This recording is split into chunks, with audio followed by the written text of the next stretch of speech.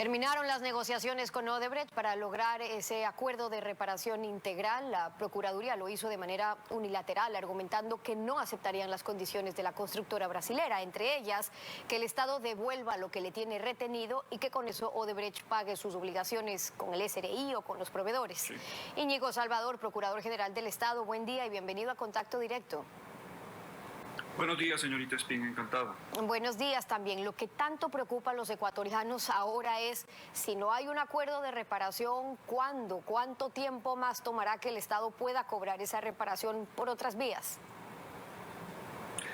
Bueno, lo que se le ha dicho a la compañía Odebrecht es justamente eso. Se acabó el diálogo, ustedes no han dado muestras de suficiente buena fe, han dado largas a esto y encima más quieren dejarnos las sobras de un dinero que les tenemos retenido.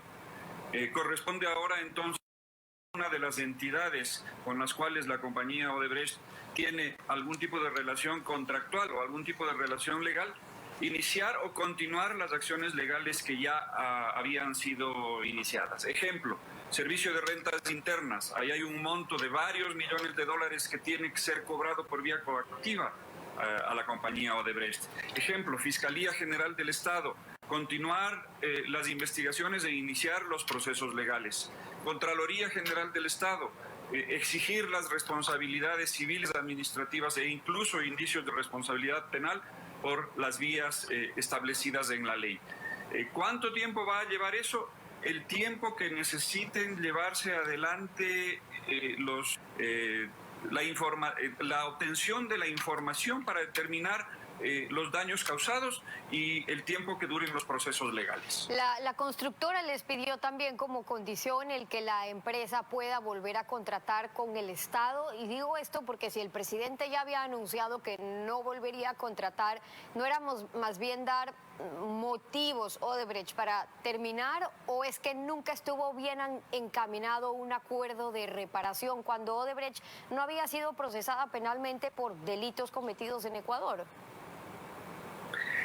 Algo de eso es posible que exista, señorita Espín. Lo cierto es que, vistas las cosas en perspectiva, una fue la posición de la compañía Odebrecht cuando invitó a este diálogo que el Estado ecuatoriano decidió que valía la pena intentar para obtener una reparación integral que demore menos tiempo, y otra absolutamente distinta, la posición de la compañía a partir del mes de diciembre, cuando dice: sí, estamos dispuestos a pagarles, pero lo que les vamos a pagar será lo que resulte de que nos devuelvan el dinero que nos tienen retenido, hagamos nosotros los pagos que tenemos que hacer al SRI, a los proveedores, y de lo que sobre podremos pagar la indemnización. Y de paso, insinuaban que la cooperación eficaz con la Fiscalía General del Estado podría fallar si es que no aceptábamos esta metodología. El Estado ecuatoriano no está dispuesto a sufrir este tipo de coerción a manos de una compañía que tenía un muy dudoso récord en cuanto a cumplimiento de sus contratos y a temas de integridad corporativa. El tema, procurador, es que han pasado 3 años, algunos años ya desde que se conoció este escándalo de corrupción. El proceso tendrá que seguir entonces en los tribunales, pero aquí no se acusó, no se procesó penalmente a Odebrecht por delitos cometidos en el Ecuador. ¿Eso respondió a un acuerdo que hizo Fiscalía o el fiscal Vaca en su momento con Odebrecht o con la Fiscalía de Brasil? El tema del acuerdo de cooperación eficaz entre la Fiscalía y la justicia brasileña y la compañía Odebrecht es un tema que deberá ser esclarecido por la Fiscalía General del Estado. Entiendo que ese acuerdo es un acuerdo reservado.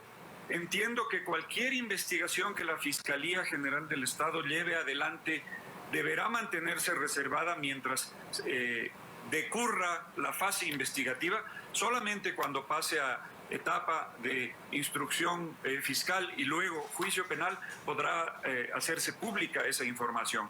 Pero si es que existe ese acuerdo no estaba condicionado que llegara o se dejase de llegar a otro acuerdo sobre el tema exclusivamente indemnizatorio. Desde ese punto de vista, la compañía Odebrecht tiene que cumplir con los acuerdos a que ha llegado con la Fiscalía General del Estado, y la Fiscalía General del Estado, si Odebrecht no cumple, deberá procesarlo.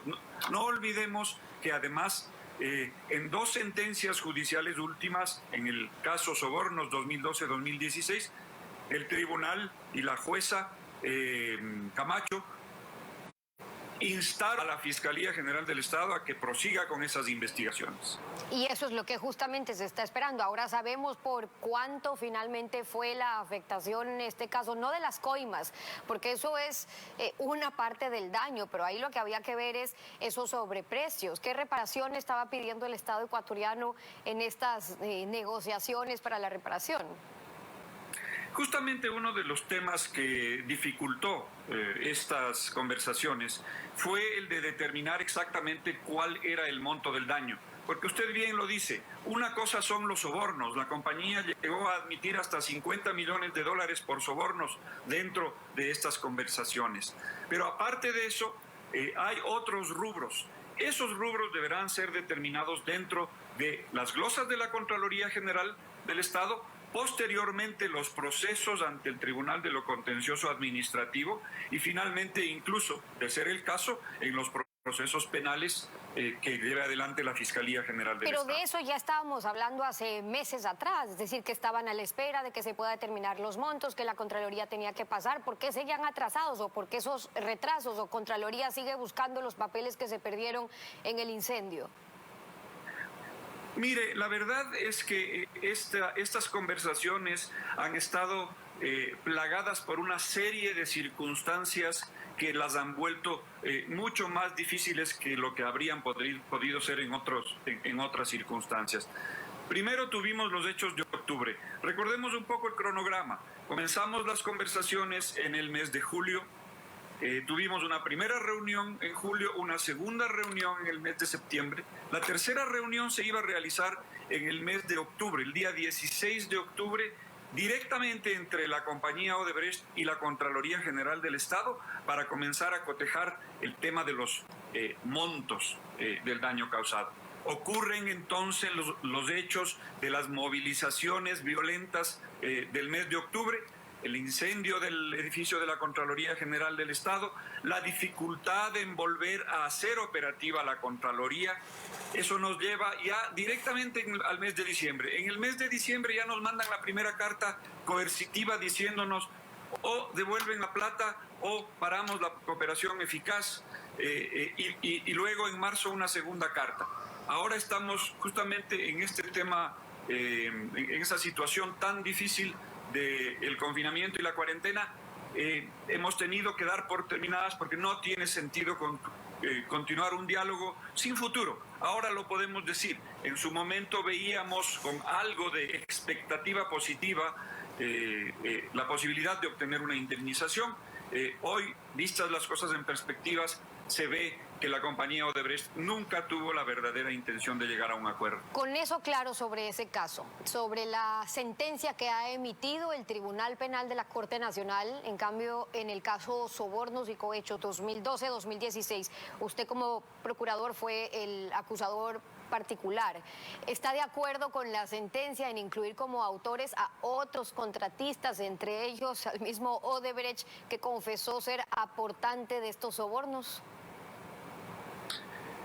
Estoy de acuerdo con la decisión de los jueces en todos los sentidos. El único sentido en que no estoy de acuerdo, y he pedido una aclaración que ya ha sido negada a la Procuraduría General del Estado, es el tema de la metodología para establecer cómo han de ser pagadas, cómo ha de repartirse entre todos los procesados el pago de la indemnización.